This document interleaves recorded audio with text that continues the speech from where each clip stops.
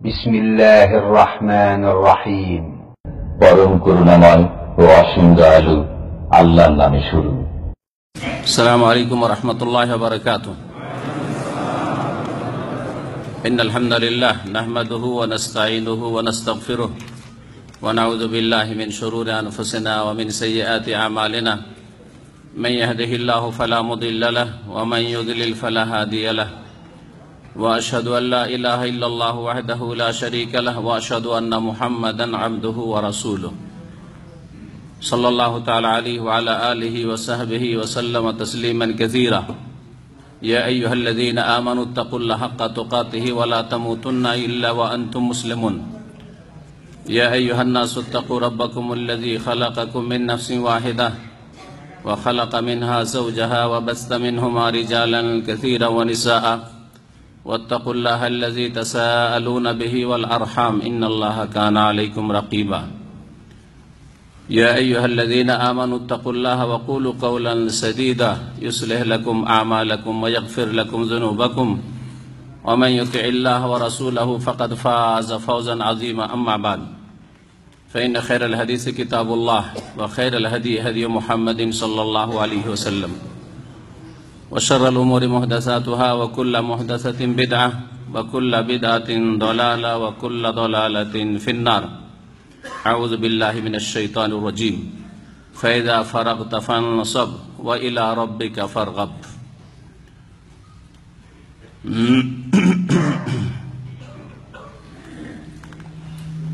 শ্রদ্ধেয় উলামায়ে কেরাম, সম্মানিত দ্বীনী ভাতৃমণ্ডলী, আল্লাহ পাক রব্বুল আলামিনের একমাত্র প্রশংসা, যিনি সমস্ত ভালো গুণের অধিকারী, সমস্ত মন্দ দিক থেকে পাক পবিত্র, সে আল্লাহ পাক রব্বুল আলামিন সমস্ত রকমের প্রশংসা, গুণগান, শুকরিয়া পাওয়ার অধিকারী। বলুন আলহামদুলিল্লাহ। সে আল্লাহ পাকের রহমতে, অনুগ্রহে আজকে আমরা কিং খালিদ ইসলামিক সেন্টারে আল্লাহ এবং তার রাসূল সাল্লাল্লাহু আলাইহি সাল্লামের কথা শোনার জন্য, শোনাবার জন্য একত্রিত হওয়ার সুযোগ পেয়েছি। বলেন আলহামদুলিল্লাহ।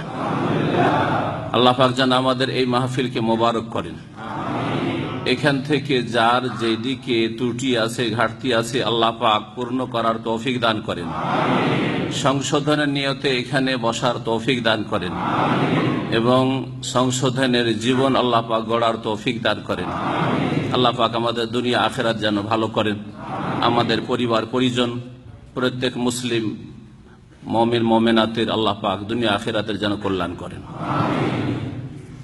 সালাত এবং সালাম নাজিল হোক নবী মুহাম্মদুর রাসূলুল্লাহ সাল্লাল্লাহু আলাইহি ওয়াসাল্লামের প্রতি, যিনি রাহমাতুল লিল আলামিন, যার জন্য সালাত এবং সালামের কামনা করা, দোয়া করা, দরুদ পেশ করা, এটা এমন একটি গুরুত্বপূর্ণ ইবাদত যা রাসূলুল্লাহ সাল্লাল্লাহু আলাইহি সাল্লামের হক তার উম্মতের উপর, এবং এই হক আদায়ের মাধ্যমে আমরা তাওহীদের যেন ঘোষণা করি, তাওহীদ প্রতিষ্ঠা করি, যেটা অধিকাংশ মুসলিমরাই বুঝে না।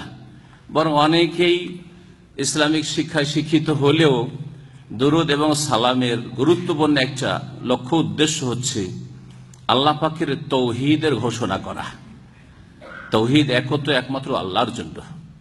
এই তাওহীদে কোনো কেউ শরীক নেই। এমনকি সাইয়্যিদুল মুরসালিন খাতামুন নবীন মুহাম্মদুর রাসূলুল্লাহ সাল্লাল্লাহু আলাইহি ওয়াসাল্লাম রাহমাতুল লিল আলামিন হওয়া সত্ত্বেও আল্লাহ পাকের একত্বে তাওহীদে, না আল্লাহ পাকের জাতে শরীক, না সিফাতে গুণের শরীক, না কাজে রুবুবিয়তের শরীক, না আল্লাহ পাকের ইবাদত বন্দেগী কিছুতে শরীক, কোনো তার অংশীদারিত্ব আল্লাহর সাথে নেই। এই কথা কেমন করে বোঝা যায়? এই বিষয়টি যখন দরুদ ও সালাম পেশ করছি তখন বলে দিই, সেটা হচ্ছে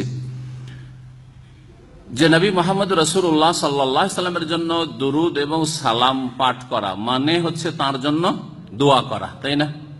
কারণ আপনাদের যদি জিজ্ঞেস করি 5 রকম 5টা উত্তর দেবেন, তো আমি তাড়াতাড়ি করে সময়ের স্বল্পতার জন্য উত্তরটা দিয়ে দিই। সেটা হচ্ছে যে নবীর জন্য দরুদ এবং সালাম, এটা হচ্ছে নবীর জন্য কি দোয়া। আল্লাহুম্মা সাল্লি আলা মুহাম্মদ মানে কি? আল্লাহ তুমি রহমত বর্ষণ করো কার উপর?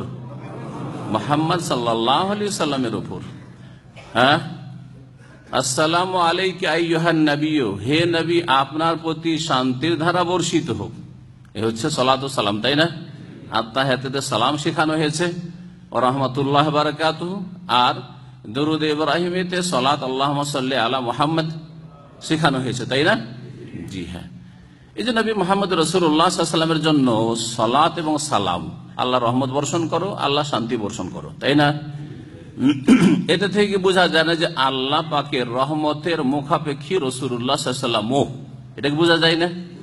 আমরা যেমন রহমতের মুখাপেক্ষী, রহমত লাগবে আল্লাহর, রহমত ছাড়া আমরা দুনিয়া আখেরাতে কামিয়াব হতে পারবো না, তেমনি মুহাম্মদ রাসূলুল্লাহ সাল্লাল্লাহু আলাইহি ওয়াসাল্লাম আল্লাহ পাকের রহমতের মুখাপেক্ষী মুহতাজ। বোঝা যায় না? তার জন্য আল্লাহ পাকের রহমত চাওয়া লাগবে। তিনি চেয়েছেন, তার জন্য আমরা চাইছি, ঠিক না? তার জন্য আল্লাহ পাকের পক্ষ থেকে শান্তি চাওয়া লাগবে। তিনি চেয়েছেন, আমরাও তার জন্য চাইছি। এটাই না বোঝায়? যিনি রহমতের মুখাপেক্ষী, যিনি শান্তির মুখাপেক্ষী, তিনি আবার এলাহ কি করে হইতে পারে না? তার আল্লাহর সাথে অংশীদারি কি করে হইতে পারে? হ্যাঁ, আল্লাহর গুণ তার মধ্যে কি করে হইতে পারে? আল্লাহর ক্ষমতা তিনি কি করে রাখতে পারেন? বোঝা গেছে না যায়নি? যিনি আল্লাহ পাকের মুখাপেক্ষী, তিনি আল্লাহর বান্দা না আল্লাহর শরীক?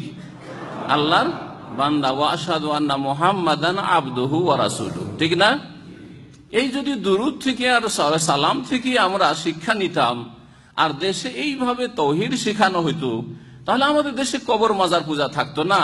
আর রসুল আলিমুল গায়ব, হাজির নাজির, আর সবকিছুর মালিক মুখতারিকুল, আর নবী দিতে পারেন, নবী নিতে পারেন, আর নবী তো নবী, ওলি আউলিয়াও দিতে পারেন, নিতে পারেন, সবকিছুর মালিক। এসব শিরকি কুফরি আকীদা থাকতো না, তাই কিনা? জি হ্যাঁ, আল্লাহ পাক যেন বুঝার তৌফিক দান করেন। এই আমার সংক্ষিপ্ত ভূমিকা থেকে তাওহীদটা যদি বুঝে যেতে পারেন, তো অন্তত নিজের পরিবারকে আপনি কি করতে পারবেন? নিজেকে, নিজের পরিবারকে, নিজের আত্মীয় স্বজনকে শিরক কুফরি থেকে উদ্ধার করতে পারবেন। যে তাওহীদ একমাত্র আল্লাহর হক, হ্যাঁ, উলুহিয়াত, ইবাদত, রুবুবিয়াত একমাত্র আল্লাহর গুণ, এসবে রাসূলুল্লাহ সাল্লাল্লাহু আলাইহি ওয়াসাল্লাম যখন শরীক নন, তাহলে খাজা আর কুতুব আর গৌস এরা কি করে শরীক হইতে পারে? তাই না? সালাত ও সালাম পেশ করার পরে শুকরিয়া আদায় করি সৌদি আরবের সরকারের খাদিমুল হারমান শরীফাইন মালিক সালমান হাফিজাহুল্লাহ এবং তার পূর্বে যত মুলুক এসেছেন রাহেমাহুমুল্লাহ, যারা দুনিয়া থেকে চলে গেছেন, বিশেষ করে বাদশাহ খালিদ বিন আব্দুল আজিজ রহমতুল্লাহ আলাইহিমা, তার নামে এই কিং খালেদ ইসলামিক সেন্টার এবং তার পরিবারের সদস্যরাই, আমি যতটুকু জানি, এই ইসলামিক সেন্টারের সমস্ত খরচ খরচা বহন করে থাকেন এবং দেখাশোনা করে থাকেন। আল্লাহ তাদের বংশের যারা বেঁচে রয়েছেন তাদেরকে সহি পথের উপর যেন অটল রাখেন এবং তাদেরকে আল্লাহ পাক সমস্ত শার থেকে, অনিষ্ট থেকে হেফাজতে রাখেন। আর যারা চলে গেছেন, বিশেষ করে মালিক খালিদ বিন আব্দুল আজিজ রাহিমাহুমাল্লাহ, আল্লাহ পাক তাদের রুহের মাগফিরাত করেন, তাদের উপর রহম করেন। আল্লাহ মাগফির লাহুম ওয়ারহামহুম ওয়াআফিহিম ওয়াফু আনহুম ওয়াদখিলহুমুল জান্নাত ওয়াকিহিম মিন আযাবিল কবরি ওয়া আযাবিন নার। তারপরে শুকরিয়া আদায় করি এই কিং খালেদ ইসলামিক সেন্টারের মারকাজুল মালিক খালেদ আলী এরশাদির যিনি মুদির, যিনি পরিচালক, ডাইরেক্টর, হ্যাঁ, আমার অত্যন্ত প্রিয় মানুষ এবং শ্রদ্ধেয় মানুষ এবং আমাকে ছোট ভাইয়ের মতো ভালোবাসেন। মাঝে মাঝে উনি টেলিফোন করেন, আমি হয়তো এগিয়ে যেতে পারি না, এত ব্যস্ততা। তো জাযাহুল্লাহ খায়ের। আবু নাসির শেখ ইব্রাহিম মাগরিব পরে যার সংক্ষিপ্ত বক্তব্য আপনাদের সামনে ছিল, আল্লাহ পাক যেন তাকে জাযায়ে খায়ের দান করেন, উত্তম বদলা দান করেন, তার নেক আমল কবুল করেন, তার দাওয়াতি কাজে বরকত দান করেন এবং তাকে আরো সুন্দরভাবে দাওয়াতি কাজকর্মকে এগিয়ে নেওয়ার তৌফিক দান করেন। আল্লাহ পাক তার ভুল ভ্রান্তি মাফ করেন।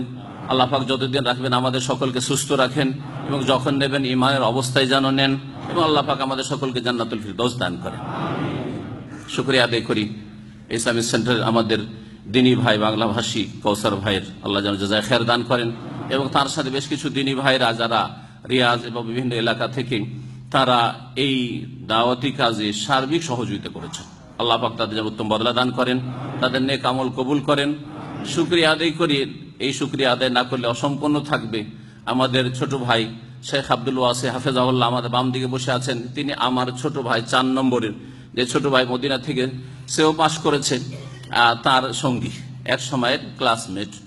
আল্লাহ পাক যেন তাকে জাযায়ে খায়ের দান করেন। এই যে 4টি আমরা প্রোগ্রাম এখানে কিং খালেদ সেন্টারে করলাম, প্রত্যেকটিতে আলহামদুলিল্লাহ তিনি উপস্থিত থেকেছেন। আল্লাহ যেন তাকে উত্তম বদলা দান করেন এবং ইখলাসের সাথে দাওয়াতি কাজে আল্লাহ পাক আগে বাড়ার তৌফিক দান করেন এবং আমাদেরকে একজনকে অপরজনের সহযোগিতা করার ভালো কাজে তৌফিক দান করেন।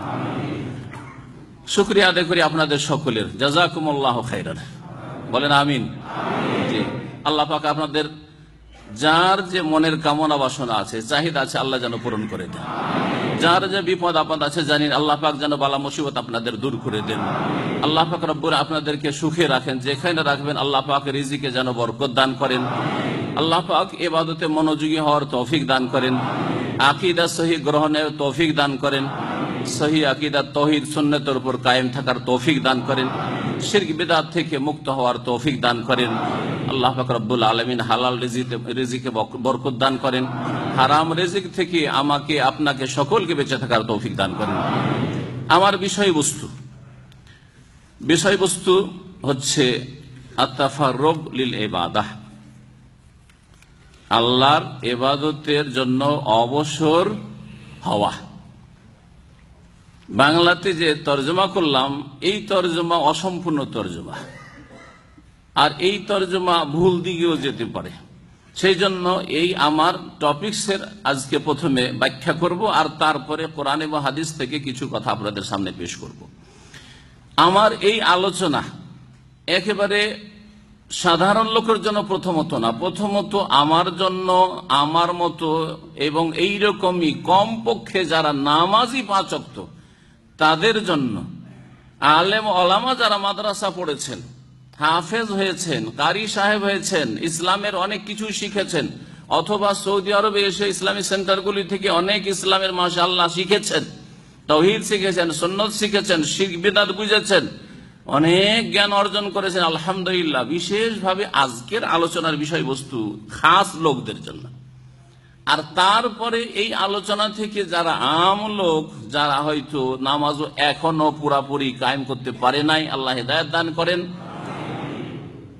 আর অনেক পাপে জড়িয়ে রয়েছে, ইবাদতে বেখেয়াল, অমনোযোগী, ওই সমস্ত লোকের জন্য আজকের আলোচনা। আজকের আলোচনার একটি বৈশিষ্ট্য হচ্ছে যে আজকের আলোচনার বিষয়বস্তু সম্পর্কে বা আলোচনাতে যা আসবে সে সম্পর্কে কোন মুসলিমের দ্বিমত হওয়ার কথা নয়। যদি তাওহীদের আলোচনা করি তো একদল দরগা নিয়ে মেতে আছে, তারা তাওহীদের ক্ষেত্রেও কি করবে? শত্রুতা করবে, বিরোধিতা করবে, তাই না?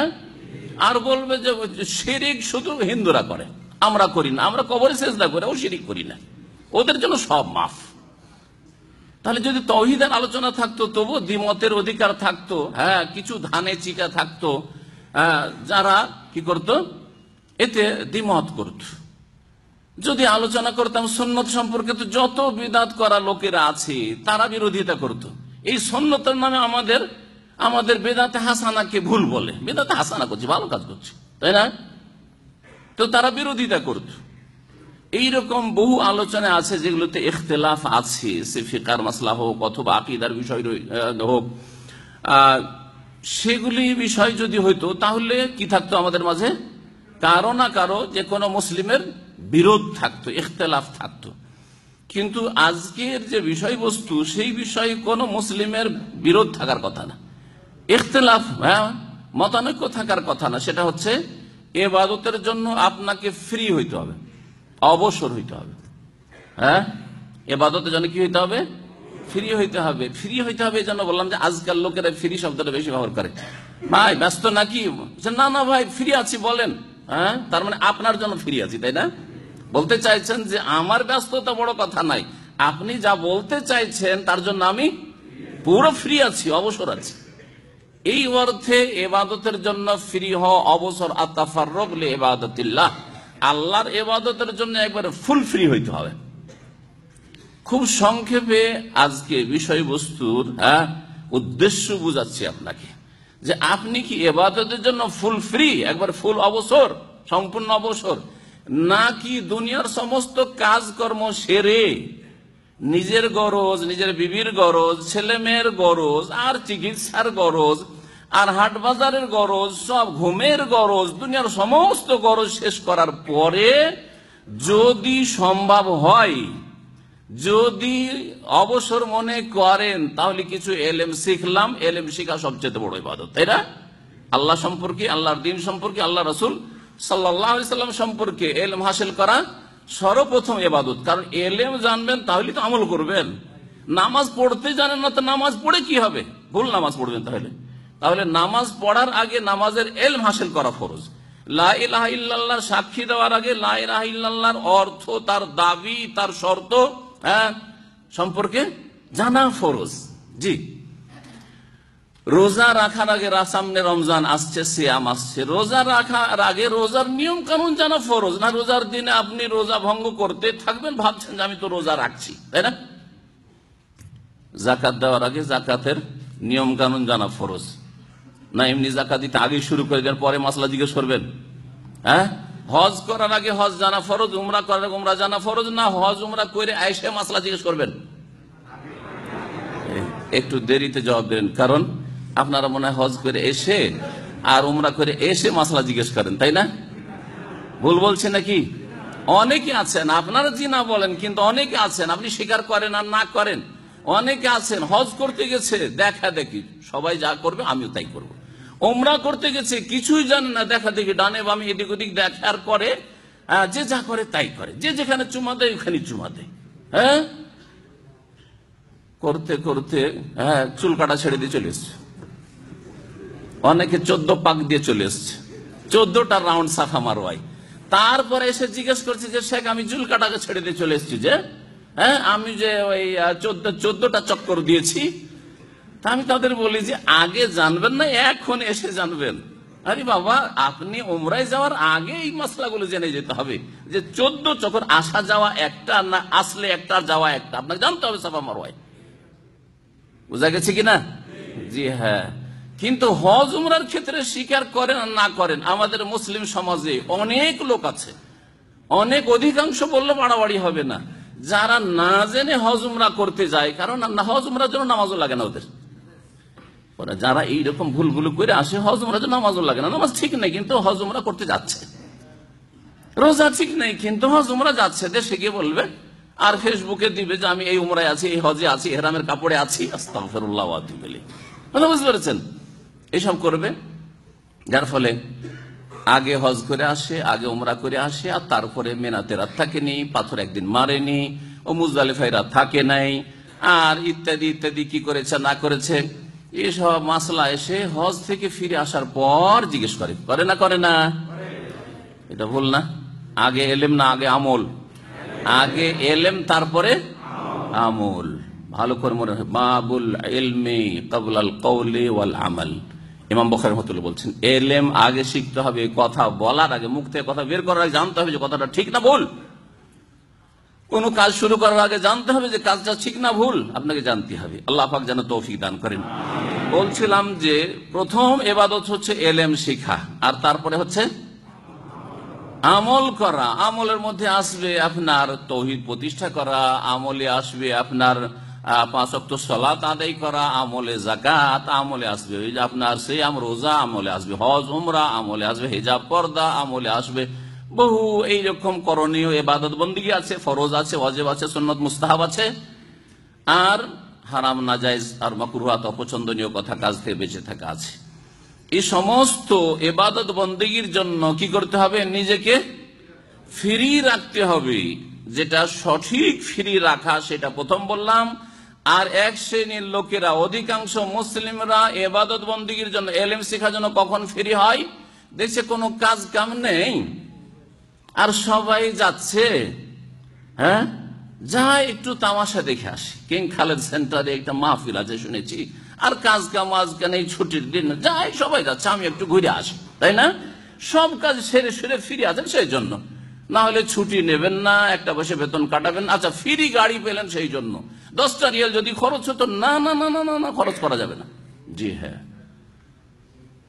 নামাজ সমস্ত কাজ সারার পরে ফজরের সময় ঘুমটা ভেঙে গেছে, না ভাঙলে জীবনেও যেতেন না ফজরে। ঘুম ভেঙে গেছে, ঘুম আসে না, টেনশনে, বাপ অসুখ, মা অসুখ, স্ত্রী অসুখ, হ্যাঁ, ঘুম ভাঙে না, সেই জন্য ফজরে উঠে চলে গেছেন। এটা কি ইবাদতের জন্য ফ্রি হওয়া হইল? হ্যাঁ না, কোনো কাজ নাই, সব কাজ থেকে ফ্রি হয়ে গেছে, সেজন্য লাস্ট নাম্বারে রেখেছি কি? হ্যাঁ, লাস্ট নাম্বারে ইবাদতকে রেখেছি, লাস্ট নাম্বারে এলেম শেখা, লাস্ট নাম্বারে নামাজ পড়া, শেষ নম্বরে সবকিছু করে আলহামদুলিল্লাহ, খাওয়া দাওয়ার কোনো অভাব নাই। গরিবকে যদি শতকরা 2.5 টাকা দিয়ে দিই তো অসুবিধা নেই, সেই জন্য দিলাম। না হইলে নিজের অভাব থাকলে, বেশি দরকার থাকলে জাকাতও দিতাম না, তাই না? দেখছি যে দিন ছোট, রোজা রাখলে অসুবিধা নেই, সেই জন্য রাখলাম। আর বড় দিন কষ্ট হইলেও রোজা রাখতাম না। তাহলে কি ইবাদতে যেন ফ্রি হওয়া হইল? এখন কেমন মুসলিম আমাদের সমাজে আছে আপনি চিন্তা করেন। ইবাদতের জন্য অবসর, মানে ইবাদত কি 1 নম্বরে ফুল ফ্রি হয়ে ইবাদত করছে, নাকি দুনিয়ার সমস্ত কাজ সেরে যদি হয় কোনো সুযোগ সুবিধা অথবা মন চাই, তাহলে মাঝে মধ্যে কিছু করে দিলাম, যেন আল্লাহকে বলছে, আল্লাহ দুনিয়ার কাজকর্ম গরজ সেরে যদি সময় হয় তো তোর হক আদায় করব, আর না হইলে আল্লাহ আমার সময় নেই। কথা ঠিক কিনা? একজন ট্যাক্সিওয়ালা দাম্মাম থেকে বাহরাইন নিয়মিত যায়, আর ডেলি একটা ট্রিপ দিলে 500 রিয়াল নেই। একবার এক মেহমান আমার ছিল, খাস মেহমান, তাকে বাহরাইন পাঠাচ্ছি। তো ভাই যেহেতু বাংলা ভাষী, বললাম বাসার নিচে নিতে এসছে ওকে, তো বললাম যে ভাই সেন্টারে আসেন, এলেম শিখেন। তো বলছে সাহেব সময় হয় না। এই হচ্ছে ইবাদতের জন্য অবসর হওয়া, তাই না? দুনিয়ার সমস্ত কাজ সেরে পেট পূজা করে, হ্যাঁ, তারপরে যদি সময় টময় হয় তখন কোন সময় একটু দিন শেখার জন্য বসে গেলাম, আর না হলে ওটাও হয় না। যদি দুনিয়ার সমস্ত কাজ সেরে সময় থাকে তো নেট নিয়ে বসে গেলাম, ফেসবুক নিয়ে বসে গেলাম, ইউটিউব নিয়ে বসে গেলাম, তাই না? এ হচ্ছে আজকালকার মুসলিম সমাজ। আল্লাহ পাক মুসলিম সমাজকে ফেরার তৌফিক দান করেন, আল্লাহর দিকে, মসজিদের দিকে ফেরার তৌফিক দান করেন, ইবাদতের দিকে ফেরার তৌফিক দান করেন। আল্লাহ পাক আমাদের সকলকে হেদায়েতের রাস্তায় ফিরিয়ে দেন। আমরা না ফিরলে আমাদের ওপর থেকে আল্লাহ পাকের আযাব শাস্তি উঠবে না, ভালো করে শুনে রাখেন। আমরা উল্টো দিকে চলে গেছি। লায়ান যেহু, আল্লাহ এই আযাবকে উঠাবেন না, হাত্তা তারজিউ ইলা দীন, যতক্ষণ দিনের দিকে ফিরে না আসছো। জি, ওয়ালা নুযীকান্নাহুম মিনাল আযাবিল আদনা দুনাল আযাবিল আকবার লাআল্লাহুম ইয়ারজিউন। দুনিয়ার এইসব শাস্তি এই জন্য আল্লাহ দিচ্ছেন মুসলিম জাতিকে, মুসলিম সমাজকে, মুসলিম পরিবারকে, মুসলিম ব্যক্তিকে, যাতে করে মহাশাস্তির আগে, মরণের আগে, কবরের আযাবের আগে, জাহান্নামের আযাবের আগে, পরকালের আযাবের আগে লাআল্লাহুম ইয়ারজিউন, যদি ফিরে চলে আসে, যদি একটু হেদায়েত হয়ে যায়। আল্লাহ কত যে হিতাকাঙ্ক্ষী, আল্লাহ যে কত দয়ালু, যে আল্লাহ কঠিন শাস্তি দিতে চান না, হালকা শাস্তি দিয়ে সোজা করে দিতে চান। এই জন্য দুনিয়ার বালা মুসিবত। এখনো যদি বুঝ থাকে, জ্ঞান বুদ্ধি থাকে, তো মুসলিম সমাজকে ফিরে আসা উচিত। আল্লাহ পাক যেন ফেরার তৌফিক দান করেন। এ হচ্ছে আজকের বিষয়বস্তু। ইবাদতের জন্য ফ্রি হবেন কেমন করে? এর ইবাদত থেকে ফ্রি হওয়া, ইবাদতের জন্য অবসর হওয়ার বেশ কিছু দিক রয়েছে। আগে দিকগুলি বলি, কারণ এগুলি আসল জানার বিষয়। কোরআন এবং হাদিসের তরজমা হয়তো বাংলা থেকেও পেয়ে যাবেন, কিন্তু এই দিকগুলি আপনার সামনে হয়তো ফুটে উঠবে না, যার ফলে আপনি মনে করছেন আমি বড়ই মুসল্লি মানুষ, হ্যাঁ, বড়ই আমি রোজাদার মানুষ, বড়ই ধার্মিক মানুষ, আর বড়ই আমি ইসলামিক সেন্টারে গিয়ে অনেক কিছু শিখছি। আপনি এতেই আপনি ফুলছেন বেলুনের মতো, কিন্তু আসলে আপনার মধ্যে মেলা রোগ আছে। ইবাদতের জন্য অবসর হওয়ার প্রথম দিক হচ্ছে যে ইবাদতকে সমস্ত কিছুর ওপর প্রাধান্য দেবেন, প্রেফার করবেন, অগ্রাধিকার দেবেন। 1 নম্বরে রাখবেন ইবাদতকে, ইলম এবং আমল এবং দাওয়া।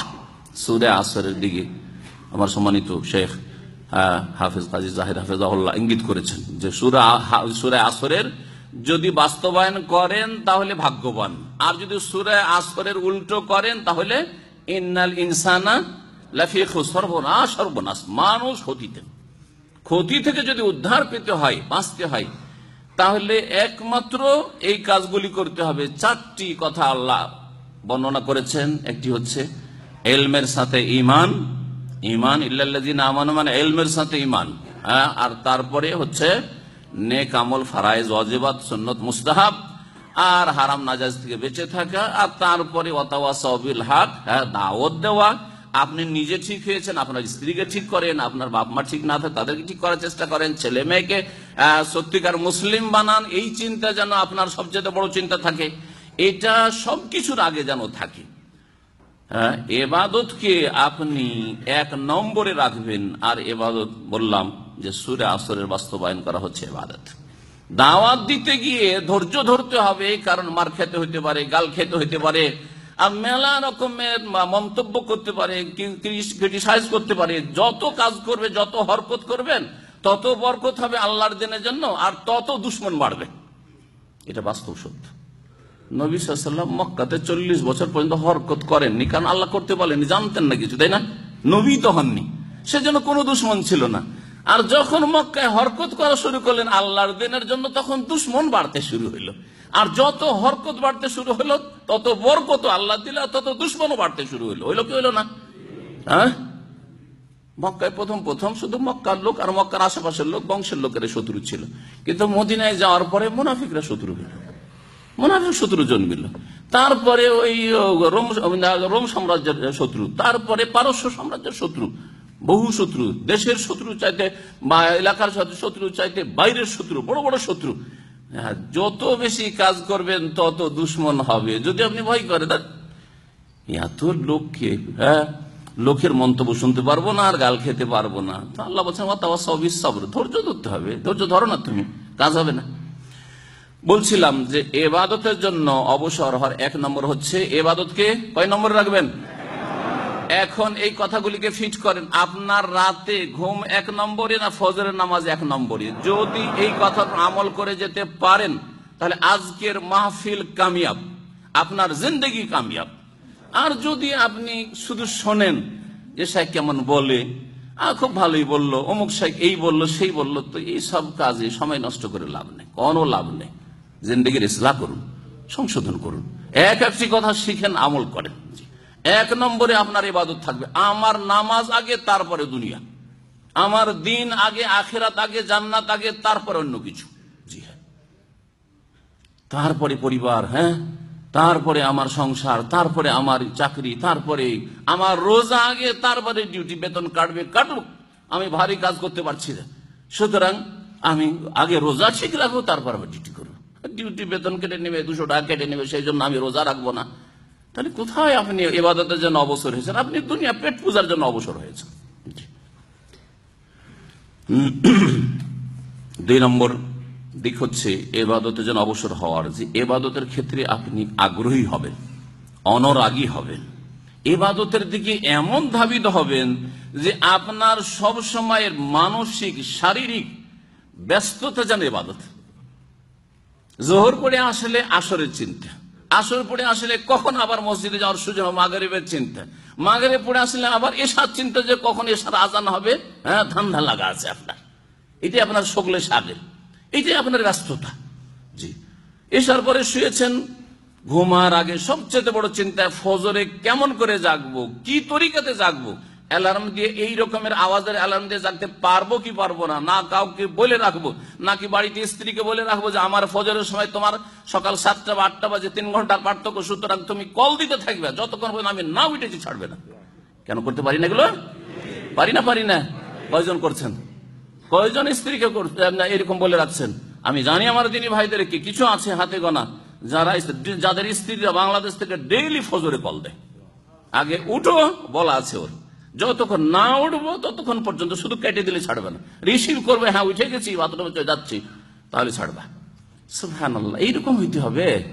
এটা হচ্ছে ইবাদতের জন্য আগ্রহী হওয়া আর ইবাদতের জন্য অবসর হওয়ার একটা গুরুত্বপূর্ণ দিক। আপনার মানসিক ব্যস্ততা, সব রকমের ব্যস্ততা যেন নামাজ। কি বলেছেন নবী করিম সাল্লাল্লাহু আলাইহি ওয়াসাল্লাম? শুধু জান্নাত পাবে না তারা, বরং বিচার দিবসে হাসরের মাঠে আল্লাহ পাক তাদের স্পেশাল ছায়া যে দেবেন, সেটা আরশের ছায়া হোক আর আল্লাহ পাকের যে কোনো ছায়া হোক, সেই যে ছায়া দেবেন কয় শ্রেণীর মানুষকে? সাবআতুন ইউযিল্লুহুমুল্লাহু ফি যিল্লিহি ইয়াওমা লা যিল্লা ইল্লা যিল্লুহ। এক লোক, রাজুলুন কলবুহু মুআল্লাকুন বিল মাসাজিদ, এমন ব্যক্তিকে আল্লাহ পাক তার স্পেশাল ছায়া দেবেন যার অন্তর সব সময় লটকে আছে, ঝুলে আছে, পেরেশান আছে, লিল মাসাজিদ, মসজিদে যাওয়ার জন্য। জি, মসজিদে যাওয়ার জন্য। কলবুহু মুআল্লাকুন মাসাজিদ ইযা খারাজা মিনহু, মসজিদ থেকে বেরোলে হাত্তা ইয়াউদা ইলাইহি, কখন আবার আসবো। আল্লাহ না করে এটাই শেষ নামাজ হয়ে যায়, আল্লাহ না করে রাত্রে মত চলে আসে, আমার এশার নামাজই শেষ, আর হয়তো ফজর নসিব হবে না। এই রকমের পেরেশানি থাকবে, এই রকমের চিন্তা থাকবে। এটা হচ্ছে আসলে ইবাদতের জন্য তাফাররুক, ইবাদতের জন্য অবসর হওয়া। 3 নম্বর হচ্ছে ইবাদতের উপর অটলতা, ইস্তিকামা। আল্লাহ ইস্তিকামার বড় প্রশংসা করেছেন। হ্যাঁ, ইন্নাল্লাযীনা ক্বালু রাব্বুনাল্লাহু সুম্মা ইসতাকামু ফালা খাউফুন আলাইহিম ওয়ালা হুম ইয়াহজানুন। যদি এই ইবাদতের উপর, দিনের উপর অটল হয়ে যান, নামাজ ধরেছি তো ধরেছি, মরে গেলেও ছাড়বো না, যতক্ষণ হুঁশ আছে ছাড়ছি না। হ্যাঁ, যে কোনো পরিস্থিতিতে নামাজ আগে, তারপর আমার দুনিয়া, সুখে দুঃখে সুখে, যে কোনো পরিস্থিতিতে। জিহাদের ময়দানে রাসূলুল্লাহ যদি সলাতুল খওফ পড়েন, সলাতুল খওফের শিক্ষা দেন, তা আপনার কোথায় ছাড় আছে? দাঁড়িয়ে না পারছো বসে পড়ো, বসে না পারো শুয়ে, শুয়েও যদি হচ্ছে না, শুয়ে নড়াচড়া করতে পারছো না, হাত কিছু নড়াতে পারছো না, চোখের ইশারায় সুবহানাল্লাহ, যতক্ষণ হুঁশ আছে নামাজের কোনো ডিসকাউন্ট নেই, ছাড় নেই, একমাত্র সফরে কসর ছাড়া। এই দিনের উপর অটলতা, ইবাদতের উপর অটলতা, এবং ইবাদত করতে করতে বক্র পথ অবলম্বন না করা। ইবাদত করছেন না আবার বাঁকাও চলছেন, এইরকম নয়, সোজা জান্নাতের পথে চলেন। জি, ফালা খাউফুন আলাইহিম, কোনো ভয় নেই, তাহলে ওয়ালা হুম ইয়াহজানুন, কোনো চিন্তা নেই। মুমিন যদি ইস্তিকামা গ্রহণ করে, সোজা পথে অটল থাকে ইবাদত বন্দেগীর উপর, না কোনো ভয় আছে, না কোনো চিন্তা আছে। আল্লাহ পাক স্বয়ং কোরআনে কারীমে ইরশাদ করেছেন। আরো বলেছেন, লম্বা রয়েছে সেজন্য সংক্ষেপ করছি, ইন্নাল্লাযীনা ক্বালু রাব্বুনাল্লাহু সুম্মা ইসতাকামু তাতানাজ্জালু আলাইহিমুল মালায়েকা, ফেরেশতা নেমে আসবে মওতের সময়, বিচার দিবসে। কবর থেকে উঠে যাবেন, সান্ত্বনা দেবে, চিন্তা করিও না তুমি। মওতের সময় পেরেশান হয়ে না, তুমি যাদেরকে ছেড়ে যাচ্ছ, চিন্তা করি না যে আমার এই স্ত্রীর কি হবে, আমার ছেলে মেয়ের কি হবে, না বালকদের কি হবে, আমার ধন সম্পদের কি হবে, ওই সব চিন্তা। আল্লাহ তাখাফু ওয়ালা তাহজানু, ভয়ও করিও না, চিন্তা করি না। ভয় সামনের দিকে, চিন্তা যারা ছেড়ে যাচ্ছে তাদের, না চিন্তা না ভয়। ওয়া আবশিরু বিল জান্নাতিল্লাতী কুনতুম তুআদুন, সুসংবাদ। মওতের সময় সুসংবাদ শুনিয়ে দেওয়া হয়। যারা ইবাদতে ফুল ফ্রি, ইবাদতকে 1 নম্বর রেখেছে, ইবাদতে তাদের ব্যস্ততা, ইবাদতের অটলতা, তাদের জন্য ওয়া আবশিরু বিল জান্নাহ, দুনিয়াতে জান্নাতের সুসংবাদ দিয়ে দেওয়া হয় ফেরেশতারা দেন, যে জান্নাতের ওয়াদা আল্লাহ পাক করেছেন। আর ফেরেশতারা বলে, নাহনু আউলিয়াউকুম ফিল হায়াতিদ দুনিয়া, আমরা আছি তোমার পাশে। সুবহানাল্লাহ, আপনাকে যদি আপনার কফিল বলে দেয়, আছি তোমার পাশে, আরে আপনার অহংকারে শেষ থাকবে না, তাই না? হ্যাঁ, গর্বের শেষ থাকবে না। আর কত বড় যে মানুষ হয়ে গেছেন আপনি, কারণ কফিল বলছে আমি তোমার পাশে আছি। আল্লাহর ফেরেশতা মালায়েকা বলছেন, নাহনু আউলিয়াউকুম ফিল হায়াতিদ দুনিয়া, দুনিয়াতেও তোমাদের সাথে, ওয়া ফিল আখিরাহ, আর পরকালে তোমাদের সাথে। সুবহানাল্লাহ, চিন্তা করতে পেরেছেন? জি, ইবাদতে মনোযোগী হন, আল্লাহ পাক যেন তৌফিক দান করেন। 4 নম্বর ইবাদতে মনোযোগী হওয়ার বা ইবাদতের ক্ষেত্রে যেটাকে বলছি ফুলফিল, অবসর হওয়ার দিক হচ্ছে যে ইবাদত স্থায়ী হবে এবং ইবাদত করে বিরক্তি বোধ করবেন না, ইবাদত করতে বিরক্তি আসবে না। যদি জিজ্ঞাসা করি আপনাদেরকে ইবাদত করতে বিরক্তি লাগে, তো কি বলবেন? লাগে না, তাই না? এটা না জবাব দিবেন। পরীক্ষা করব, পাস করছেন না ফেল করছেন? ইবাদতে মন লাগে না বিরক্তি লাগে?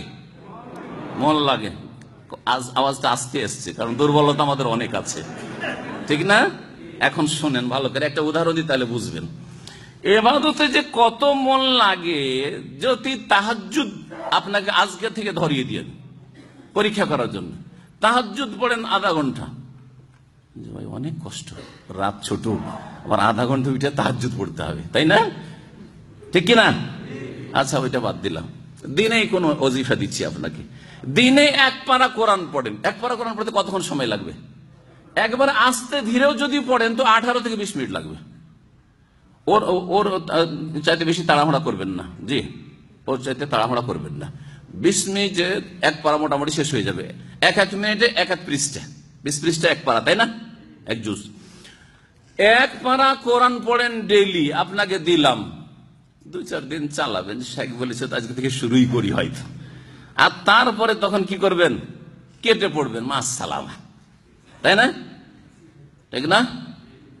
আপনাকে যদি আজকে থেকে বলি যে ভাই আপনার কাছে স্মার্টফোন আছে, আইফোন অথবা এই যেসব গ্যালাক্সি যেসব আছে, আর এতে বিভিন্ন ফ্যাসিলিটি আছে, আপনি আল্লাহর রাস্তায় 3 দিনের জন্য রেখে দেন। 3 দিনের জন্য কি করেন? রেখে দেন। জি, রেখে দিয়ে দেখেন দেখি, হ্যাঁ, মনে হচ্ছে যে আমার দুনিয়া একবার কি হয়ে গেছে, সংকীর্ণ হয়ে গেছে, অন্ধকার হয়ে গেছে, কত বড় যে বালা মুসিবত চলে এসছে। এই জন্য একটা ছোট বাচ্চা বলছে যে আমি যদি কি হইতাম, এই ফোন হইতাম, আমি বাচ্চা না হয়ে, শুনেছেন এটা? অনেকে শুনেছে, আমি যদি ফোন হইতাম। তোকে লোকেরা জিজ্ঞেস করছে আশেপাশে যে কি বাবা তুমি ফোন কেন করছো? আচ্ছা, আমি যদি ফোন হইতাম, এই বাচ্চা না হয়ে যদি ফোন হইতাম, তো বলছে যে আমি দেখি যে আম্মু সবসময় ওই ফোন নিয়ে ব্যস্ত থাকে, আমাকে আদর টাদর করে না, ওই ফোন কি আদর করে। আমার আব্বু আসে বাড়িতে, ভাবি যে আব্বু একটু কোলে নেবে, আদর করবে, তো আব্বু এসে সাথে সাথে মোবাইল নিয়ে বসে যায়। ও মোবাইল কি আদর করে, আমাকে কেউ আদর করে না। সেজন্য বলছি যে আমি যদি মোবাইল হইতাম। এই হচ্ছে আজকাল মুসলিমদের অবস্থা। শুধু মুসলিম না, ইসলামী সেন্টারে শিখেন তাদের অবস্থা, 5 ওয়াক্ত নামাজি তাদের অবস্থা। জি হ্যাঁ, তাহলে ইবাদতের জন্য কোথায় ফিরি? 20 মিনিট কোরআন পড়তে বললে, আর কোরআনের কত ফজিলত শুনলেন, কোরআনের কত যে উপকারিতা শুনলেন, সুবহানাল্লাহ। যা শুনলেন তা তো অল্প, আরো যে কত বরকত আছে আল্লাহ পাক ভালো জানে, এবং কোরআনে কারীম আছে আর রাসূলুল্লাহ সাল্লাল্লাহু আলাইহি ওয়াসাল্লাম হাদিসে আছে। কোরআন 20 মিনিট পড়তে কয়জন তৈরি হবেন, আর কয়জন এর উপর আমল করতে পারবেন যে আমি ডেইলি 1 পারা করে 20টা মিনিট সময় দেব, কোরআন পড়বো, 30 দিনে কত হবে? 30 পারা হয়ে যাবে। 1 খতম হবে না? হবে না? 1 খতম হবে। আজান ইকামতের মাঝখানে সময় ওজিফা দিলাম আপনাদেরকে, আজানের সাথেই মসজিদে ঢুকেন, ইবাদতের জন্য অবসর ফুল ফ্রি হয়ে, আর তাহিয়াতুল মসজিদ পড়েই কোরআন পড়তে লাগেন। আলাদা সময় আর বের করা লাগবে না, দিনের 5 টাইম আজান ইকামতের মাঝখানে গিয়ে বসতে পারেন, এমনিতেই কোরআন খতম হয়ে যাবে। এটা হচ্ছে তাফাররুগুল ইবাদা, ইবাদতের জন্য অবসর হওয়া। আজানের সাথে মসজিদে ঢুকবো, কেন গল্প করব? কেন আমি কম্পিউটার নিয়ে বসে থাকবো? কেন আমি অফিসিয়াল কাজ করব? কেন আমি সংসারের কাজ করব? কেন বিবির সাথে গল্প গুজব করবো? কেন আড্ডা দেবো? আমি সোজা আজান হয়েছে মসজিদে টান দেবো, 2 রাকাত নামাজ পড়বো, আর সাথে সাথে আমি কোরআন তেলাওয়াত শুরু করব। হয় নাকি? কিন্তু কে করেন বলেন? মনে হচ্ছে অবাস্তব এগুলো, তাই না? আপনার সালাফগণ, সাহাবায়ে কেরাম, তাবেঈন, তাবা তাবেঈন, তারপরে বহু যুগ ধরে উলামায়ে কেরাম এইরকমই ছিলেন। কিন্তু আজকে ফিতনার যুগে কত রকমের ফিতনায় পড়েছি যে না কোরআনের জন্য সময় বেরোচ্ছে না। মোবাইলে কত ঘন্টা সময় দেন বলতে পারবেন? যারা নেট নাড়াচাড়া করেন, দিনে কত ঘন্টা মোবাইল নাড়াচাড়া করেন? যখন দেখেন অনলাইন, যখন দেখেন একটা উত্তর দিচ্ছে, তার মানে সবসময় রেডি আছে। হ্যাঁ, যখন দেখেন কি করছে, একটা কমেন্ট করছে, তার মানে সবসময় রেডি আছে নেটের সাথে, তাই কিনা? যখন দেখেন রিসিভ করছে, আমরা রিসিভ করি না, অনেকের অভিযোগ। আর তারপরে যে কত সময় শুধু টেলিফোন রিসিভ করাই, আমার আইডিয়াতে দিনে আমাকে 2-3 ঘন্টা দিতে হয়, কি 4 ঘন্টা দিতে হয়। তাহলে শুধু রিসিভ করাই যদি এতটা 4 ঘন্টা দিতে হয়, তো বাকি আমি ইবাদত বন্দেগী করতে দেবেন বা করব না? শুধু সারা রাত আর দিন শুধু আপনার মোবাইল আপনাদের রিসিভ করতেই থাকবো, তাহলে বাকি ইবাদত বন্দেগী কোথায়? আর ইবাদত বন্দেগী সবচেয়ে বড় ইলম কোথায়? ইলম কি করে বাড়বে? পড়াশোনা কখন করব? কিন্তু এক শ্রেণীর লোকের না পড়াশোনা আছে, ইলম শিখা আছে, না আমল করা আছে, না ওই রকম ইবাদতে মনোযোগী সে, যার ফলে সবসময় মোবাইল নিয়ে বসে আছে, মোবাইল নাড়াচাড়া করছে, এমনকি রাস্তায় গাড়িও চালাচ্ছে, আর এইদিকে টিপাটিপিও করছে, আর অ্যাক্সিডেন্টও করছে। সুবহানাল্লাহ। এইদিকে আপনি চারিদিকে ধ্যান রাখতে হচ্ছে, খেয়াল রাখতে হচ্ছে গাড়ি চালানোর জন্য, নিজেকে সুরক্ষিত রাখার জন্য, অন্যদেরকে আপনার অনিষ্ট থেকে সুরক্ষিত রাখার জন্য, আবার মোবাইল টিপাটিপিও করছেন ওখানে। আল্লাহ পাক যেন বুঝার তৌফিক দান করেন। ইবাদতের ক্ষেত্রে বিরক্তি বোধ করবেন না। মোবাইল নাড়াচাড়া করে কে বিরক্তি বোধ করেন? ইন্টারনেট আমি ব্যবহার করে বিরক্ত হয়ে যাই, এরকম লোক খুঁজে পাওয়া যাবে না। যাবে যে আমি 1-2 ঘন্টা মোবাইল নাড়াচাড়া করলেই বিরক্ত হয়ে যায়, হাজার একটা খুঁজে পাওয়া যাবে না, কিন্তু কোরআন তেলাওয়াত করতে মন লাগে না। আল্লাহ পাক যেন বোঝার তৌফিক দান করেন। তারপরে এবাদতের জন্য অবসর হওয়ার একটা দিক হচ্ছে এবাদতে কঠোর পরিশ্রম করা। এবাদত শুধু আদাত, সবাই নামাজ পড়ে, আমিও পড়ছি, নামাজ একজন মুসলিমকে পড়তে হবে, মুসলিম থাকলে, বুঝেছেন, আরো গুরুত্ব বুঝে। এই জন্য বললাম খাস লোকদের জন্য আলোচনা। বুঝে নিয়েছেন যে নামাজ না পড়লে আমি মুসলিম থাকবো না, সে নামাজ পড়ার মতো পড়ছেন, মোটামুটি ফরজটা আদায় করছেন, কিন্তু এবাদতে আপনার ইজতিহাদ নেই, পরিশ্রম নেই, মেহনত নেই, আদাত হয়ে গেছে, সেটা এবাদতে আর গণ্য থাকে নাই। হ্যাঁ, দেশাচার এবাদত করছেন, দেখা দেখি এবাদত করছেন, সবাই করছে আমি করছি, অথবা করতেই হবে করছি, কিন্তু ওই রকমের মেহনত পরিশ্রমের সাথে, এই মেহনত পরিশ্রম বাহ্যিক হবে আপনার শারীরিক দিক থেকে, আর তার সাথে সাথে আভ্যন্তরীণ দিক থেকে কঠোর পরিশ্রমী হইতে হবে। ইবাদত কঠোর পরিশ্রমী হইতে হবে এবাদত বন্দেগীতে, জাহেরি দিক থেকে বাতিনের দিক থেকে। কেমন করে? অন্তরকে এবাদতে পুরোপুরি লাগাইতে হবে, আপনার মাথা থেকে পা পর্যন্ত একবারে খুশুর সাথে এবাদতবন্দি করতে। এসব কথা কি কোরআনে কারীম নেই? নেই কি? জি হ্যাঁ, আপনার অঙ্গ প্রত্যঙ্গ বিনয়ী হয়ে ইবাদত করবে, আর আপনার অন্তর একেবারে আল্লাহর তাদাররুআন একগ্র চিত্তে মনোযোগী হয়ে একেবারে আল্লাহকে পাওয়ার জন্য, আল্লাহকে রাজি করার জন্য, আল্লাহ পাকের কাছ থেকে দুনিয়া আখিরাতের সার্বিক কল্যাণ হাসিলের জন্য আপনি ইবাদত করছেন। এই রকমের কঠোর পরিশ্রমী হইতে হবে। আল্লাহ পাক বলেছেন, ওয়াল্লাযীনা জাহাদু ফীনা লানাহদিয়ান্নাহুম সুবুলানা, যারা আমার উদ্দেশ্যে কি করে? জাহাদু, মুজাহাদা করে। মুজাহাদা মানে সুফিদের বিদাতি মুজাহাদা নয়, এইসব ব্যাখ্যা করে ইসলাম থেকে দূরে সরিয়ে দিয়েছে, তাওহীদের জায়গায় সুন্নতের জায়গায় বিদাতে আর শিরকে লাগিয়ে দিয়েছে। মুজাহাদা মানে নামাজ পড়বেন আপনি মেহনতের সাথে, ইলম শিখবেন মেহনতের সাথে, আমল করবেন মেহনতের সাথে, রোজা রাখবেন কষ্ট মেহনতের সাথে। এই জন্যই তো রোজার অবস্থায় যদি কেউ আপনাকে গালও দিয়ে দেয়, কেউ যদি মেরেও দেয়, আপনি কি বলবেন? ফালিয়াকুল ইন্নী মরিউন সাইমুন ফাইন সাবাহু আহাদুন আও কাতালা। কেউ আপনাকে গাল দিতে লাগলো, কেউ আপনাকে মারতে শুরু করলো, বলেন যে ইন্নী ইমরিউন সাইমুন। এই কথা নয় যে আমি কাপুরুষ, পারবো না, মার খেয়ে থেকে যাই, পারবো, কিন্তু আমি রোজায় আছি ভাই। এটা হচ্ছে আভ্যন্তরীণ পরিশ্রম, ইজতিহাদ। মনকে সান্ত্বনা দেওয়া, যে ওকে মেরে ফেলে দিতে পারলে আমি মারবো না, আর তাকে গাল দিতে পারবো, বদলা নিতে পারবো, কিন্তু নেব না। এটা হচ্ছে ভিতরের পরিশ্রম, আর শারীরিক পরিশ্রম রয়েছে। ওয়াল্লাযীনা জাহাদু ফীনা লানাহদিয়ান্নাহুম সুবুলানা, অবশ্যই আমি তাদেরকে আমার রাস্তা দেখাবো, আল্লাহর রাস্তা, জান্নাতের রাস্তা, সরল পথ সিরাতে মুস্তাকিমের রাস্তা, আল্লাহ সন্তুষ্টির রাস্তা, দুনিয়া আখিরাতের কল্যাণের রাস্তা আল্লাহ দেখাবেন। কিন্তু কি করতে হবে? মুজাহাদা, চেষ্টা করতে হবে, মেহনত করতে হবে, পরিশ্রম করতে হবে। আল্লাহ পাক যেন তৌফিক দান করেন। 6 নম্বরে ইবাদতের জন্য অবসর হওয়ার দিক হচ্ছে ইবাদত করে মানসিক শান্তি ফিল করা। ইবাদত করে নামাজ পড়ে কোনো স্বাদই পাচ্ছেন না, রোজা রেখে কোনো মজাই পাচ্ছেন না, যাকাত দিয়ে কোনো শান্তি পাচ্ছেন না, হজ করে কোন রকমের শান্তি, যে মানসিক শারীরিক সব রকমের শান্তি যেন পেয়েছেন, কিছু বুঝেন না। আপনি ওমরা করে আসলেন, একই অবস্থা, ওমরাতে গিয়ে ওই অবস্থা, ওমরা থেকে ফিরে এসে ওই অবস্থা যে আগে ছিল সেই অবস্থায় না। তাহলে আপনি ইবাদতের যেন অবসর না, আপনি অন্য কাজে লেগে আছেন, এর মাঝখানে এইসব কাজগুলি এমনিতেই সারার মতো সারছেন কোন রকম করে। আপনার অনুভূতি হবে যে আমার সার্বিক শান্তি আমার নামাজে, নামাজ পড়লে দিলটা ঠান্ডা হয়ে গেল, হ্যাঁ, মন মস্তিষ্ক শান্তি অনুভব করলো, শরীর যেন শান্তি পেয়ে গেল। জি, এগুলো কি নবীর সুন্নাত নয়? নবীর আদর্শ নয়? নবী মুহাম্মদ রাসূলুল্লাহ সাল্লাল্লাহু আলাইহি সাল্লাম বলছেন, হুব্বিবা ইলাইয়া মিনাদ দুনিয়া সালাসা, দুনিয়ার 3টি জিনিসের ভালোবাসা আমার অন্তরে ঢেলে দেওয়া হয়েছে।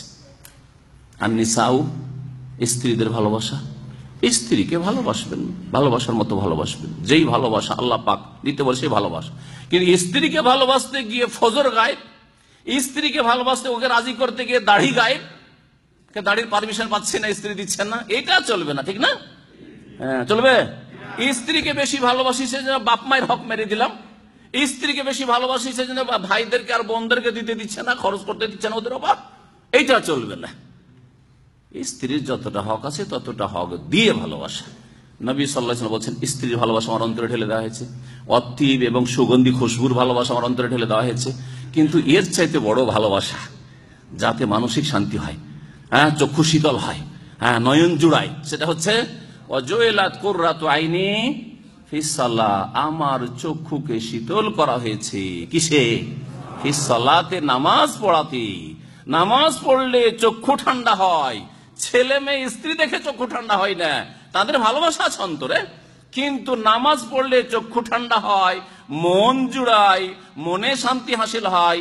সব রকমের যত দুঃখ কষ্ট ছিল, কে গাল দিয়েছে, কে মোদির খারাপ আচরণ করেছে, কে কলিগ আমার হিংসা করছে, কে দুশ্মনী করছে, কে ক্ষয়ক্ষতি করার চেষ্টা করছে, পাড়া প্রতিবেশী সবসময় ষড়যন্ত্র চক্রান্তে লেগে আছে, সব দুনিয়া এসব আউট করে দিয়েছে, দুনিয়া আউট করে দিয়েছে। মনের শান্তি নিয়ে মসজিদ থেকে বেরিয়ে আসছেন ইবাদতবন্দি করে। এটা হচ্ছে আসলে ইবাদতের জন্য অবসর হওয়া। আর এই ইবাদত নয় এই যে মসজিদে গিয়েছি কিন্তু মোবাইল বন্ধ করা যাচ্ছে না, মনে থাকলে একটু সাইলেন্ট করলাম, তারপরও যাতে বোঝা যায় যে কার কি আসছে না আসছে একটু ভাইব্রেশন রাখলাম। এইসব ইবাদত হইল নাকি? ইবাদতের জন্য অবসর না মোবাইলের জন্য অবসর। সেজন্য মোবাইল অফ তো করা যাবে না, এখানে অফ করছে না, মাগরিবের পরে চলতি আছে মোবাইল, চলতি আছে মোবাইল, ঠিক কিনা? এই এলেম শিক্ষা বড় ইবাদত না? এখানে করে এলেম শিখতে বসেছেন আর মোবাইল আপনার সাইলেন্টও করছেন না, আপনি সাইলেন্টও করছেন না, তাহলে কোথায় আপনি এলেম শিখার জন্য অবসর? এলেম শিখার জন্য কোথায় ফুল ফ্রি? আসল ফুল ফ্রি হচ্ছে আপনি কিসের জন্য? মোবাইলের জন্য, দুনিয়ার জন্য, আর অন্যান্য গরজের জন্য। অন্যান্য লোকের সাথে কন্ট্যাক্টটা ঠিক থাকে, যে যখন টেলিফোন করে যাতে করে আমি যোগাযোগটা ঠিক রাখতে পারি ইত্যাদি। তারপরে যা শুনলাম, আর না হইলে অসুবিধা নেই। আল্লাহ পাক যেন আমাদের ইসলাম তৌফিক দান করেন। নবী করিম সাল্লাল্লাহু আলাইহি সাল্লামের মনের শান্তি হয়তো নামাজ পড়লে, ঠিক না? আর আমাদের মনের শান্তি কারো পয়সাতে, কারো গদিতে, কারো নেতৃত্বে, কারো খ্যাতিতে, কারো আর কিছুতে। তাহলে কোথায়, কোন দিকে যাচ্ছি আমরা? জি, নবী করিম সাল্লাল্লাহু আলাইহি সাল্লাম বলতেন বেলাল রাদিয়াল্লাহু তাআলা আনহুকে, কি আরে না বিহা ইয়া বেলাল, হে বেলাল আজান দাও, আজানের সময় হয়নি, আজান দিয়ে নামাজ দিয়ে আমাকে শান্তির ব্যবস্থা করে দাও। আরে না বিসসালাত ইয়া বেলাল, নামাজ দিয়ে আমাকে শান্তি আমার আরামের ব্যবস্থা করে দাও। আজান হলেই মনের আরাম, নামাজ পড়লেই মনের শান্তি। এই ছিল রাসূলুল্লাহ সাল্লাল্লাহু আলাইহি সাল্লামের জিন্দেগি, যিনি আমাদের জন্য উসওয়াতুন হাসানা, উত্তম আদর্শ। জি,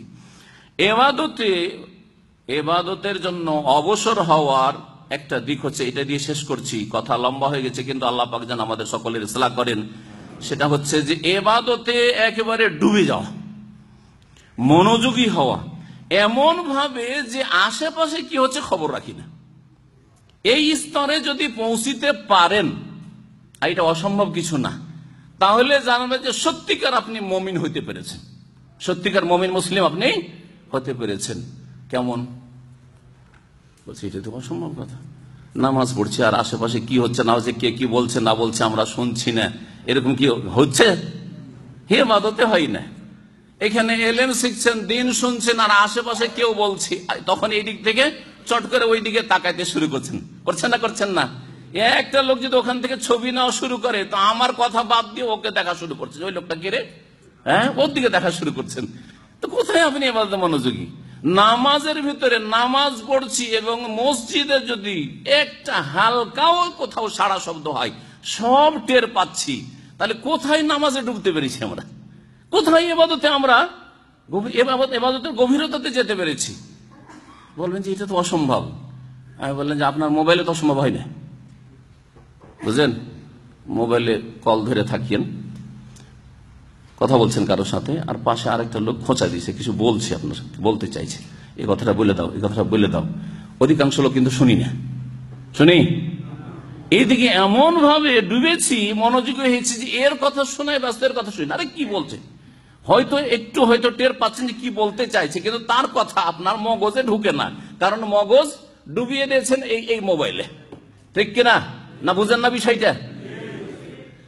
এটা ছাড়া বলছি পরীক্ষিত। আর আজকাল খুব তালাক হতে লেগেছে স্বামী স্ত্রীতে। কিসের কারণে? এই ফেসবুক, ইন্টারনেট, এই সবের কারণে, ইন্টারনেটের কারণে। ইউটিউব খুলে অথবা ইন্টারনেট খুলে কোনো কিছু একটা শুনছে বা দেখছে, স্ত্রী স্বামী ওকে কিছু বলতে আছে, 3 বার বলা হয়ে গেল, ওর খবরই নেই। সম্পর্ক খারাপ হবে না হবে না? মেজাজ খারাপ হবে না হবে না? মারামারি হবে কি হবে না? তালাক হচ্ছে। তালাক সারা পৃথিবীর সমস্যা, এটা আপনাদেরকে বলছি। এর বিপরীতে অনেক সময় স্বামী মোবাইল নিয়ে এত ব্যস্ত হয়েছে, আর বাড়িতে আসার পরে মোবাইল নিয়ে ব্যস্ত। ওর বেশ কিছু কথা সারাদিনের জন্য আছে, বলতে চাই, এদিকে বলছে, ও একটিও কথা শুনছে না, কর্ণপাতই করছে না। মেজাজ খারাপ হবে কি হবে না? স্ত্রীর ঝগড়া বাঁধবে কি বাঁধবে না? তালাক হচ্ছে এরকম করে। আরে আরো শোনেন, আজকাল বাচ্চাদেরকে নিয়ে যদি পারিবারিক মিটিং এ বসেন, এদিকে বাপ কথা বলছে, উপদেশমূলক নসিহত করেছে, মা কথা বলছে, ওইদিকে প্রত্যেকটা সাবালক ছেলেরা, এমনকি সাবালক যারা হয়নি, প্রত্যেকের হাতে যার যার হাতে মোবাইল টিপছে, এদিকেও তাল দিচ্ছে ওইদিকেও তাল দিচ্ছে, মিছামিছি বাপের দিকে মায়ের দিকে একটু তাকাচ্ছে, ওইদিকে তাল দিচ্ছে, আর আসল তাল দিচ্ছে কোন দিকে? মোবাইলের দিকে তাল দিচ্ছে। এমন ভাবে তাল দিচ্ছে যে ও বুঝেই না বাপ কি বলেছে খবর নাই, মা কি বলেছে খবর নাই। জি, এইরকম হচ্ছে অবস্থা। তো এই কথাগুলি বুঝাইলাম, কোরআন এবং হাদিসের আয়াত দলিল বলা হয়নি। আমাদের শেখ বলছেন যে 10 মিনিট টাইম আছে, তো শেষ করে দিচ্ছি। আমি লম্বা করবো না, কারণ রাত অনেক হয়ে গেছে, 9:30 বাজতে যাচ্ছে। আল্লাহ রাব্বুল আলামিন কোরআনে কারীমের সূরা আলাম নাশরাহ লাকা সাদরাক, সূরা ইনশিরাহ বা সূরা শারহ, তাতে বলছেন ফাইজা ফারাগতা ফানসাব, যখন তুমি অবসর হবে কঠোর পরিশ্রম করো, কঠোর পরিশ্রম করো ইবাদত বন্দেগীতে, ওয়া ইলা রাব্বিকা ফারগাব, এবং তোমার প্রতিপালকের দিকে ধাবিত হও, ঝাঁপিয়ে পড়ো। আল্লাহ পাক এই বিষয়টি বহু আয়াতে বলছে, ফাফিরু ইলাল্লাহ, আল্লাহর দিকে ধাবিত হও, আল্লাহর দিকে পালায়ন করো। আল্লাহর দিকে কেমন করে পালায়ন করবেন, এই বিষয়গুলি আলোচনা আশা করি এতে হয়ে গেছে। আল্লাহ পাক রব ইবাদত সম্পর্কে বলছেন সূরা মারইয়ামের আয়াত নম্বর 65-তে, রব্বিস সামাওয়াতি ওয়াল আরদি ওয়া মা বাইনাহুমা, আল্লাহ পাক রব্বুল হচ্ছেন আকাশসমূহ এবং জমিনের রব, এবং এর মাঝে যা কিছু রয়েছে সবকিছুর রব। ফাবুদহু, সুতরাং তারই ইবাদত করো, ওয়াস্তাবির লিইবাদাতিহি, তার ইবাদতের উপর অটল হয়ে যাও, তার ইবাদতের জন্য অবসর হয়ে যাও, তার ইবাদতের উপর ধৈর্য ধারণ করো, ধৈর্য ধারণ করে ইবাদতবন্দি করতে হবে। এই যে দিকগুলি আলোচনা করলাম, হাল তাআলামু লাহু সামিয়া, আল্লাহর সমতুল্য সমকক্ষ কেউ আছে কি? আল্লাহর মতো কেউ আছে? সুতরাং আল্লাহ পাকের ইবাদতের ওপর অটল হয়ে যাও, এতেই তোমার দুনিয়া আখিরাতের কল্যাণ রয়েছে। হাদিসে কুদসি বলছি, আজকের বিষয়ের সাথে সরাসরি হাদিসের সম্পর্ক। হাদিস মুসনাদ আহমদে রয়েছে, তিরমিজিতে আছে, ইবনে মাজাহ মুস্তাদরাক হাকিমে আছে। আল্লামা আলবানী রাহিমাহুল্লাহ হাদিসটিকে সহিহ বলেছেন সহিহুল জামেতে। আবু হুরায়রা রাদিয়াল্লাহু তাআলা আনহু থেকে বর্ণিত, তিনি বলছেন যে ক্বালা রাসূলুল্লাহ সাল্লাল্লাহু আলাইহি ওয়াসাল্লাম, রাসূলুল্লাহ সাল্লাল্লাহু বলে, ইন্নাল্লাহা তাআলা ইয়াকুল, মহান আল্লাহ বলছেন, ইয়াবনা আদম তাফাররাগ লি ইবাদাতি, হে আদম সন্তান, আমার ইবাদতের জন্য পুরোপুরি অবসর হয়ে যাও। অবসর হওয়ার আর ব্যাখ্যা করব না, কারণ মেলা ব্যাখ্যা হয়ে গেছে, তাই না? আশা করি যথেষ্ট। আমার ইবাদতের জন্য কি হয়ে যাও? ফুল ফ্রি হয়ে যাও, অবসর হয়ে যাও, 1 নম্বরে রাখো, মনোযোগী হও। সবগুলি দিক যা বলেছি, যদি আল্লাহর ইবাদতের জন্য অবসর হয়ে যেতে পারে, যে আমার কাছে সর্বপ্রথম টাইম হচ্ছে কার জন্য?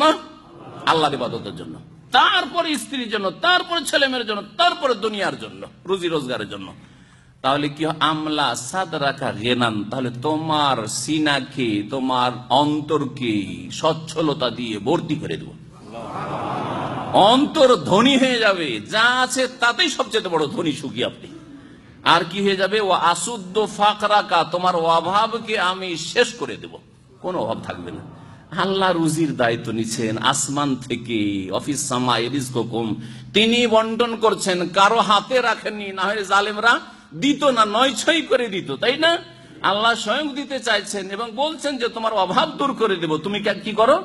একটি কাজ শুধু করো, আমার ইবাদতের জন্য পয়দা করেছি, ওমা খালাকতুল জিন্না ওয়াল ইনসা ইল্লা লিয়াবুদুন, সূরা যারিয়াত আল্লাহ বলছেন ইবাদতের জন্য সৃষ্টি করেছি, সুতরাং এটাই যেন তোমার মেন টার্গেট থাকে, এর জন্য তুমি ফুল ফ্রি হয়ে যাও, অবসর হয়ে যাও, তাহলে তোমার অভাব দূর করে দেব, তোমার অন্তরকে ধনী করে দেব। ওয়া ইল্লা তাফাল, আর যদি এমনটা না করো, মালাতু ইয়াদাইকা শুগলান, তোমার হাতকে ব্যস্ততা দিয়ে ভর্তি করে দেব, এত ব্যস্ত হয়ে যায়, মগজ ব্যস্ত, হাত পা ব্যস্ত, সারাদিন সকালে বেরিয়েছেন, রাত 12টা হয়ে যাচ্ছে, আপনি দুনিয়ার কাজকর্ম সেরে আসতে পারছেন না, শুধু পেট পেট আর পয়সা আর পয়সা, তাই না?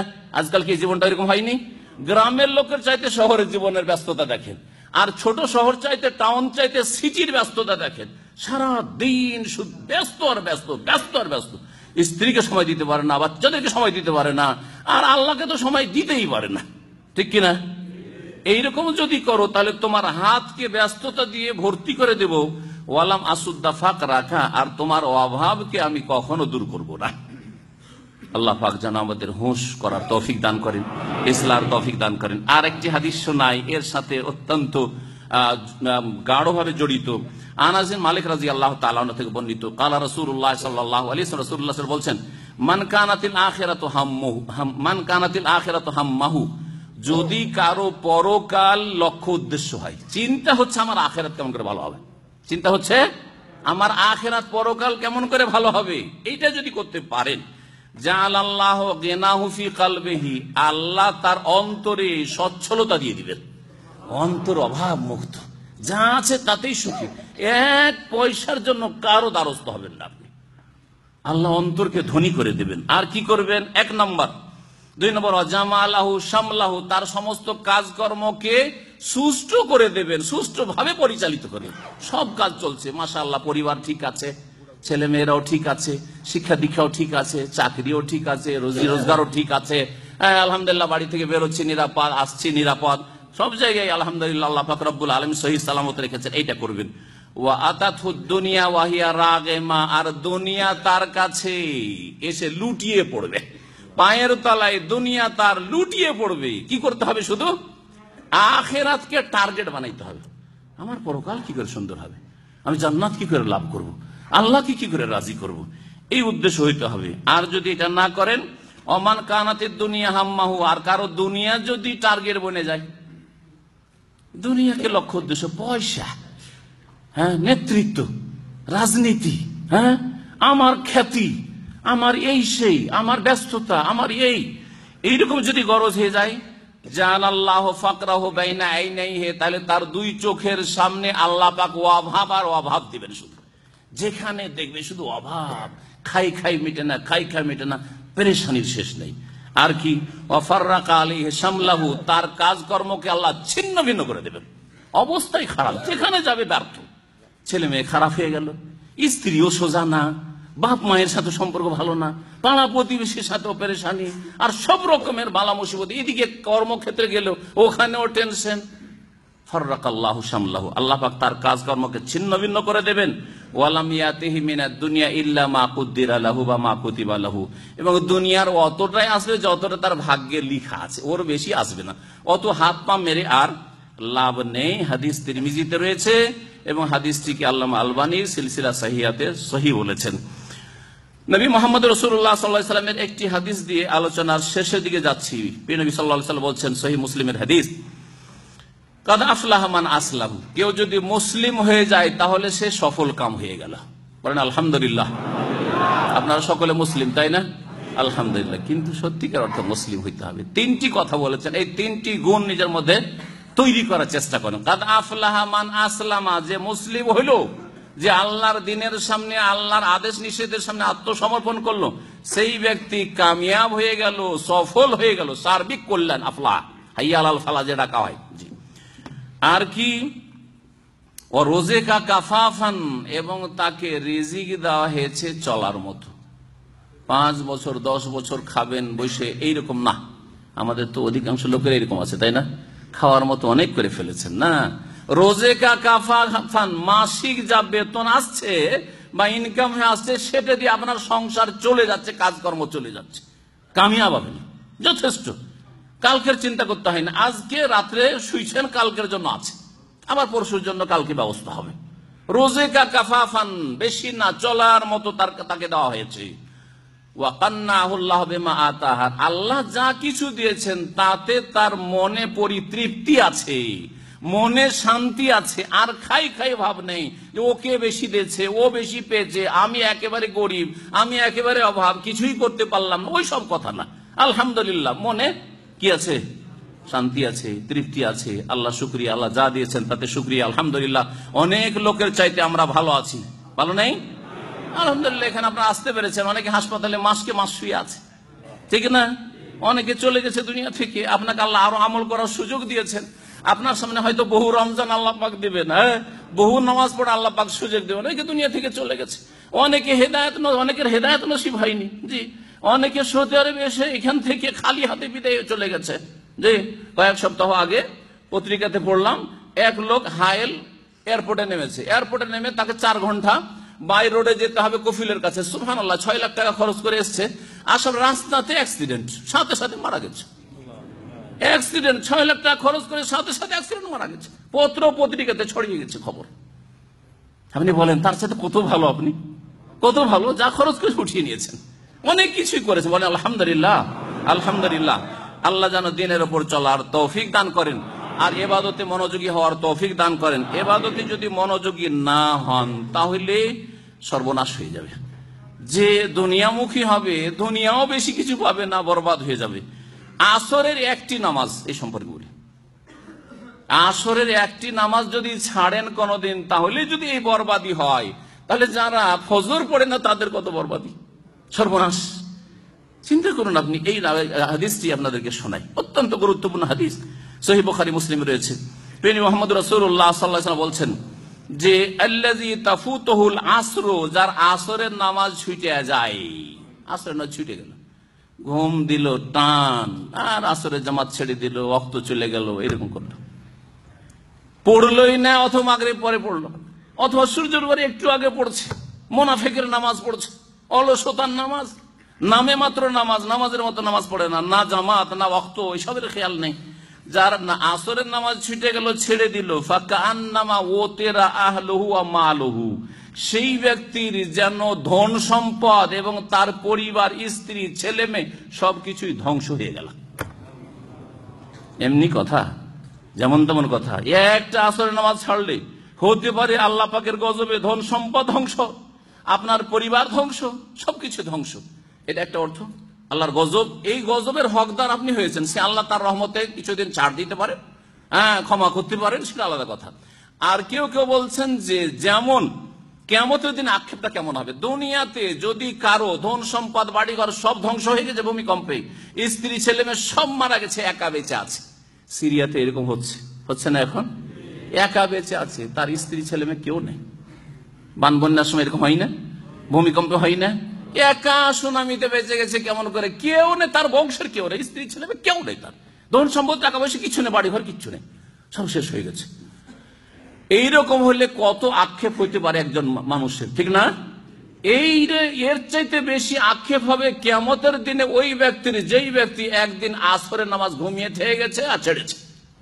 কত বড় আফসোস সে হাসরের মাঠে করতে হবে, চিন্তা করুন। আল্লাহ পাক রব্বুল আলামিন যেন ইবাদতের হেফাজতের তৌফিক দান করেন, 5 ওয়াক্ত সালাতের হেফাজতের তৌফিক দান করেন। আল্লাহ পাক আমাদের গুনাহ খাতা যেন মাফ করে দেন। আর মুসলিমদের উপর যেসব বালা মুসিবত এসেছে, জেনে রাখবেন যে আল্লাহর ইবাদতকে আমরা পিছনে ফেলে দিয়েছি, আল্লাহর ইবাদতকে আমরা 2 নম্বর 3 নম্বরে শেষ নম্বরে রেখেছি, যার ফলে এই আযাব এসেছে। এই কথাটি প্রত্যেক স্তরের মুসলিমকে আল্লাহ পাক যেন বুঝার তৌফিক দান করেন। اللهم أعنا على ذكرك وشكرك وحسن عبادتك ربنا آتنا في الدنيا حسنة وفي الآخرة حسنة وقنا عذاب النار ربنا ظلمنا أنفسنا وإن لم تغفر لنا وترحمنا لنكونن من الخاسرين ربنا هب لنا من أزواجنا وذرياتنا قرة أعين واجعلنا للمتقين إماما ربنا اغفر لنا ولإخواننا الذين سبقونا بالإيمان ولا تجعل في قلوبنا غلا للذين آمنوا ربنا إنك رؤوف رحيم سبحان ربك رب العزة عما يصفون وسلام على المرسلين والحمد لله رب العالمين।